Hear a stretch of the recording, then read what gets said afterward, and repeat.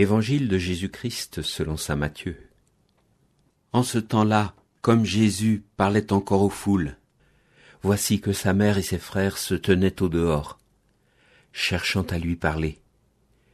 Quelqu'un lui dit : « Ta mère et tes frères sont là, dehors, qui cherchent à te parler. » Jésus lui répondit : « Qui est ma mère et qui sont mes frères ? » Puis, étendant la main vers ses disciples, il dit : « Voici ma mère et mes frères, car celui qui fait la volonté de mon Père qui est aux cieux, celui-là est pour moi un frère, une sœur, une mère. »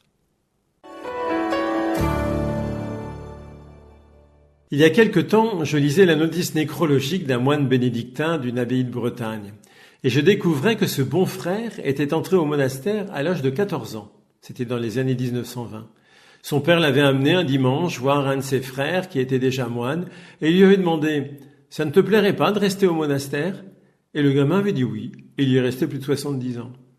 Nous sommes assez mal à l'aise aujourd'hui devant de telles pratiques. Est-ce que la liberté de l'enfant est bien respectée ? Est-ce que ce n'est pas la volonté des parents qui s'impose à l'enfant ? On peut se poser la même question au sujet de la Vierge Marie. On fête aujourd'hui la présentation de la bienheureuse Vierge Marie au Temple.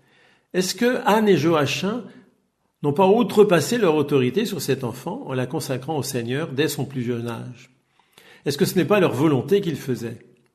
Et certains se posent la même question pour le baptême des petits bébés, car le baptême est vraiment une consécration au Seigneur. Est-ce que les parents n'imposent pas leur volonté à leur enfant sans lui demander son avis ? Et voilà que dans l'évangile que nous venons d'entendre, Jésus vient, passez-moi l'expression, en rajouter une couche, en disant que son frère, sa sœur, sa mère, c'est celui qui fait la volonté de son Père.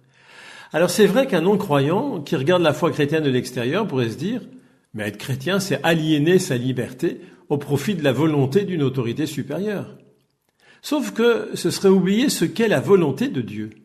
La volonté de mon Père, dit Jésus dans un autre passage, c'est que je ne perde aucun de ceux qu'il m'a confiés.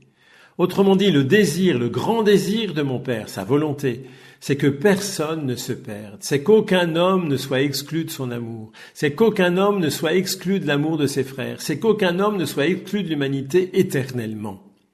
Eh bien, ce désir-là, c'est un désir qui libère le cœur. En épousant la volonté de Dieu, en partageant son désir, je n'aliène pas ma liberté, je n'emprisonne pas mon cœur, mais au contraire, j'épanouis ce qu'il y a de plus profond dans mon cœur, à savoir ce désir de m'ouvrir de plus en plus largement à l'infini pour qu'il n'y ait plus de barrière en moi et que, comme dit saint Paul, personne ne se sente à l'étroit en mon cœur.